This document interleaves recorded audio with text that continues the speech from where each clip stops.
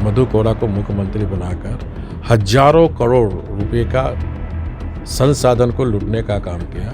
चोर लोग का गठबंधन, कांग्रेस जेएमएम आरजेडी का गठबंधन बनकर संथाल परगना के साहेबगंज जिले में प्रतिदिन 100 करोड़ का पत्थर बांग्लादेश भेजा जा रहा है। मुख्यमंत्री के संरक्षण में मुख्यमंत्री के आदमियों ने अवैध बालू का भी धंधा किया। झारखंड विनाश की ओर है। झारखंड के पूर्व मुख्यमंत्री हमारे साथ हैं, उनसे हम जानने की कोशिश करेंगे कि आखिर भाजपा को झारखंड मुक्ति मोर्चा को लेकर आखिर क्यों मुखर है भाजपा।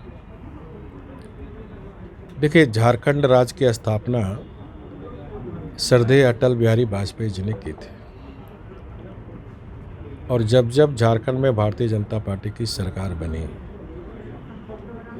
तब झारखंड को सजाने और संवारने का काम आदरणीय अपने देश के लोकप्रिय और वैश्विक नेता माननीय मोदी जी के नेतृत्व में जो अटल जी का झारखंड था उसको सजाने और संवारने का काम। लेकिन इस राज्य गठन में जब जब यूपीए की सरकार बनी, चाहे वो कांग्रेस, झारखंड मुक्ति मोर्चा, आरजेडी की सरकार, तब तक झारखंड के जल जंगल जमीन और प्राकृतिक संसाधन को लूटने का काम किया। और आपको याद होगा 2007-8 में भी इस झारखंड मुक्ति मोर्चा, कांग्रेस, आरजेडी की सरकार ने एक गरीब आदिवासी हो परिवार के मधु कोड़ा को मुख्यमंत्री बनाकर हजारों करोड़ रुपए का संसाधन को लूटने का काम किया और मधु कोड़ा का मधु खाकर कोड़ा को एक कांग्रेस जेएमएम के लोग ने जेल भेजवाने का काम किया। और आज फिर वही चोर लोग का गठबंधन, कांग्रेस जेएमएम आरजेडी का गठबंधन बनकर जिस तरह हम देख रहे हैं, और जो बात भारतीय जनता पार्टी ने फरवरी में ही मैंने रांची में प्रेस कॉन्फ्रेंस करके कहा था कि संथाल परगना के साहेबगंज जिले में प्रतिदिन 100 करोड़ का पत्थर बांग्लादेश भेजा जा रहा है, जिसको आज ईडी ने प्रूफ कर दिया जांच करके कि 1000 करोड़ रुपये का अवैध पत्थर खनन। तो इस 3 वर्ष के राज में सारे विकास के काम ठप है। झारखंड विनाश की ओर है और झारखंड की जो हमारी खनिज संपदा है, चाहे वो पत्थर हो चाहे बालू हो, किस तरह बालू की नीलामी रोककर मुख्यमंत्री के संरक्षण में मुख्यमंत्री के आदमियों ने अवैध बालू का भी धंधा किया। उसी तरह कोयला, चाहे वो शिकारीपाड़ा हो, चाहे पाकुड़ हो, चाहे चतरा हो, रामगढ़ हो, हजारीबाग हो, धनबाद हो, हजारों करोड़ अवैध ट्रक यहाँ की प्राकृतिक संसाधन को लूट रहा। तो ये झारखंड को लूटने भारतीय जनता पार्टी नहीं देगी, क्योंकि आप देखते हैं कि सबसे ज़्यादा दर्द जो जन्मदाता होता है उसी को होता है।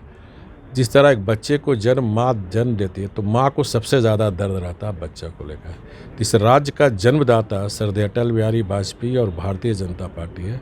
भारतीय जनता पार्टी के कार्यकर्ता को और झारखंड मुक्ति मोर्चा ने तो झारखंड को हमेशा की अस्मिता को बेचने का काम किया, आदिवासी मूलवासी को बेचने का काम किया। 1993 में दुनिया जानती है सांसद रिश्वत कांड किस तरह झारखंड के एक लोग की करोड़ों की कीमत लगाकर बेचने का काम किया। तो ये झारखंड को लूटने नहीं दिया जाएगा। लूटने वाले लोग को होटवार जेल भेजवाने का काम, क्योंकि ये मोदी राज है। मोदी राज में जो झारखंड का भ्रष्टाचार किया, एक एक पैसे का हिसाब झारखंड की जनता को देना होगा। एक चीज़ ये है कि लगातार सीएम ये कर रहे हैं कि जो भी केंद्रीय एजेंसी का दुरुपयोग भाजपा करवा रही है और बेमतलब का जो है झूठे आरोप लगा रही है सीएम। माननीय मुख्यमंत्री झारखंड का देश का पहला मुख्यमंत्री होगा जो मुख्यमंत्री रहते हुए अपने नाम पत्थर का लीज लिया।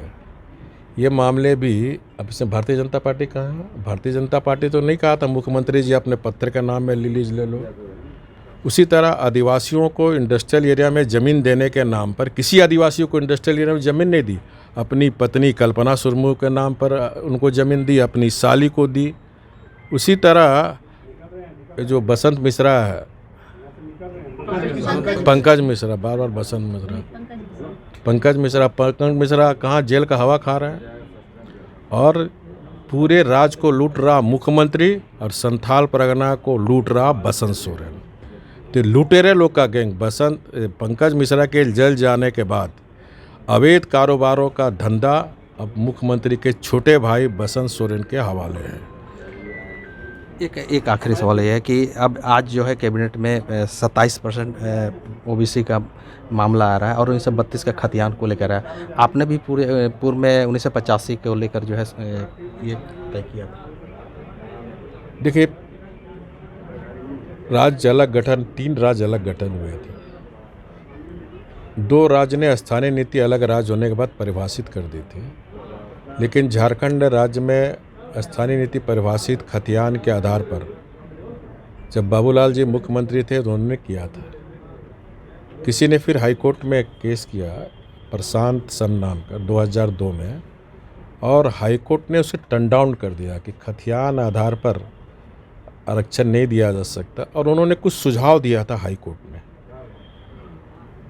उसके बाद बहुत मुख्यमंत्री बने, माननीय गुरुजी बने, हेमंत सोरेन जी बने, अर्जुन मुंडा जी बने, सब ने कमेटी बनाया, लेकिन किसी ने स्थानीय नीति परिभाषित नहीं की।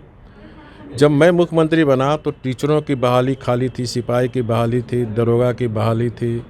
अब अलग राज्य हुआ तो झारखंड के लड़के लड़कियों का भी सपना था कि हमारे अलग राज्य मिलेगा, हमें सरकारी नौकरी मिलेगा, लेकिन उन लड़कों के भविष्य के साथ ये झारखंड मुक्ति मोर्चा के लोग ने खिलवाड़ करता रहा। और जब मैं मुख्यमंत्री बना, हमने सभी आदिवासी सरना समितियों के साथ बैठक की, सभी जो पॉलिटिकल पार्टी है उनसे बैठक की, बुद्धिजीवियों से बैठक की, और हमने स्थानीय नीति परिभाषित की कि जो झारखंड में जन्म लिया वो सब झारखंडी है।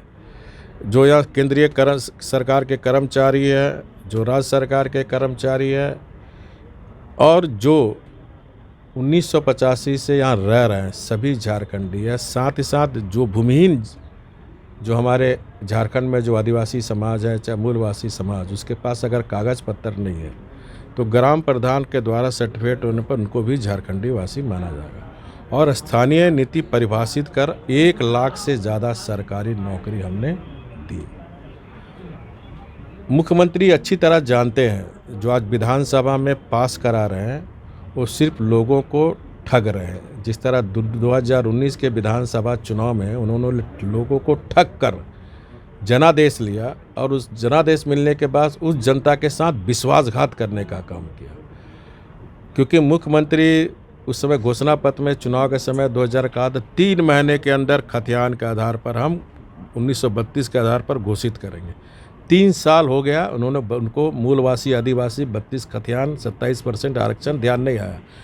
जब अवैध कारोबार के धंधे में मुख्यमंत्री के द्वार ईडी गया तो इनको सरकार आपके द्वार याद आया, इनको आदिवासी मूलवासी याद आया।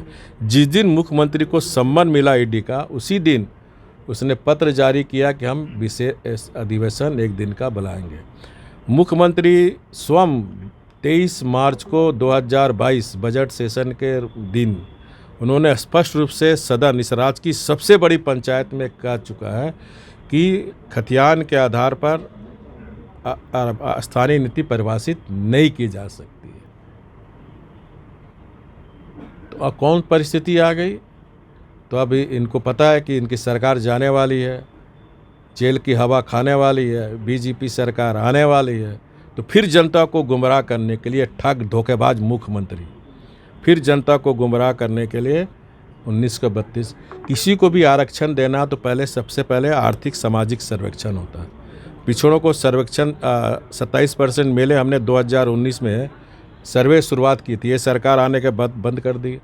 नगर पंचायत के चुनाव में पिछड़ा का आरक्षण नहीं दिया हेमंत सरकार, नगर निगम का चुनाव होने जा रहा वहाँ आरक्षण नहीं दे रहे, और अभी बिना सर्वेक्षण आर्थिक सामाजिक सर्वेक्षण किए 27 राजा हो यहाँ के कि 2% इसको 4% बांट दे, रेवड़ी बांट रहे हो। ये लोकतंत्र है, किसी का एकाधिकार नहीं चलेगा।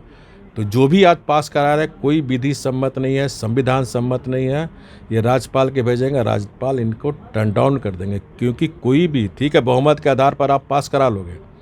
ये जो हमारा भीमराव अंबेडकर जी ने जो संविधान बनाया, राष्ट्रपति नियुक्त हुआ, राज्यपाल नियुक्त हुआ, इसके पीछे एक ही कारण है कि बहुमत के आधार पर कोई भी सरकार कोई पास करा ले तो ये राज्यपाल, राष्ट्रपति संविधान में प्रावधान है कि वो कानून, वो विधेयक विधि सम्मत है कि नहीं, संविधान सम्मत है कि नहीं, इसी देख रेख करने के लिए राज्यपाल नियुक्त है।